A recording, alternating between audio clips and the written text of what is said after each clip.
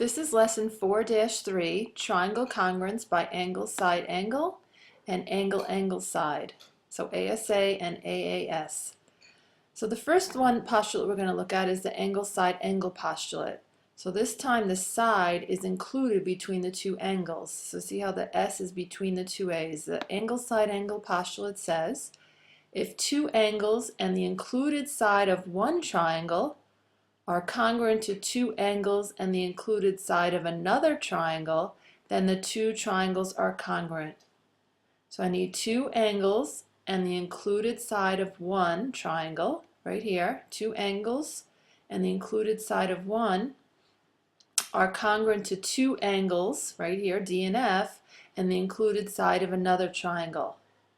So we're going to write those congruent statements down. Angle A is congruent to angle D, AC is congruent to DF, and angle C is congruent to angle F. So two angles, right here, AD and C and F, are congruent, and the included side are also congruent. So if that's true, then triangle ABC is congruent to triangle DEF. So if two angles and the included side of one triangle are congruent to two angles and the included side of another triangle, then the two triangles are congruent. And that's called the angle, side, angle. This time the side is included between the two angles. So if I know that, then my triangles are congruent. I don't have to prove the other angle or the other two sides. So that's the first one.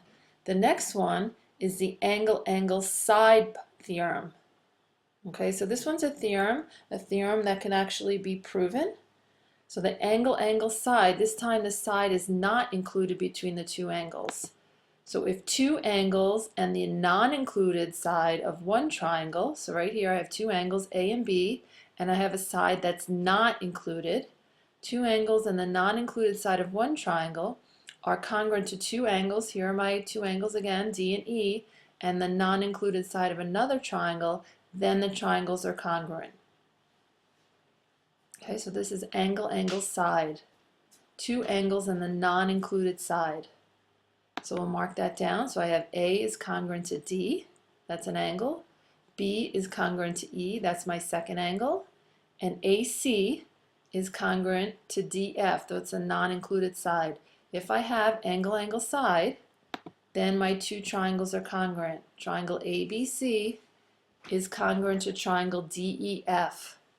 Two angles and the non-included side. I don't have to show the other angle and I don't have to show the other two sides. So that's another way of proving two triangles are congruent. If you need to pause that before we go to the examples, you can. Here's a different kind of question. The question says, which two triangles are congruent by angle, side, angle, and explain. So you want to pick which two of these are congruent by angle, side, angle. Now remember, angle, side, angle, the side is included between the two angles. So you want to look to see that all of the triangles have a side included between the angles. If one of them don't, then that's obviously one that you can eliminate. So please write which two triangles are congruent, and make sure that you're writing the letters in the correct order. Okay, and then we're going to look at a proof together. So we're going to write a proof using angle, angle, side. So we'll look at our given. Given S is congruent to Q, and it's marked right here. Okay, so we don't have to mark that angle. And the only other information that we have is that RP bisects angle SRQ. If you want, you can take your highlighter and you can highlight angle SRQ. That angle is being bisected by RP. So RP is cutting this angle in half. So we'll think about what a bisector does. It cuts the angle in half, so this half, angle SRP on this side, is going to be congruent to this angle, angle QRP on that side. So we're going to mark that, and that can be one of our steps. We'll start with step 1, and that's just my given. So angle S is congruent to angle Q, and RP bisects angle SRQ.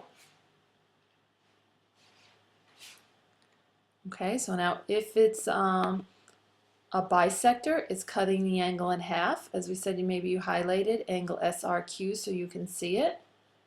Okay, SRQ is being bisected by RP. So SRP, and if you want to mark it, okay, we can mark it over here. Angle SRP, oops, let's get a different color there. Angle SRP, okay, is congruent to angle QRP. So it's good to mark it so then we can see, because after a while I'm not going to tell you, like I'm told you this was congruent by angle side, but you won't be told that, so you want your diagram marked so at the end you know why the two triangles are congruent, and you also know when you're done, when you have enough information marked. Okay, so that was step 2. Angle SRP is congruent to angle QRP. Now I knew that because of the bisector in the given. So my reason is just definition of angle bisector. Okay, so now I have my two angles. Now I need a side. Remember, the side is not included. It has to be a non-included side, so it either has to be PR or SP and PQ. But if you notice, PR, they're sharing that, right? So whenever they share a side, I can mark that down. Let's see, I'm going to mark that right here. So I like to mark that with just an X. Okay, so PR is congruent to PR. So I'm going to put that as my step 3. Okay, RP is congruent to RP. Reflexive property. And now you can see I have marked angle, side, angle, side. So once I have enough information, I can now write that my triangles are congruent. So this proof, I'm just going to copy it right here in step 4. I'm going to write triangle SRP is congruent to triangle QRP. And the reason is angle, side postulate. Okay, and that's it for today.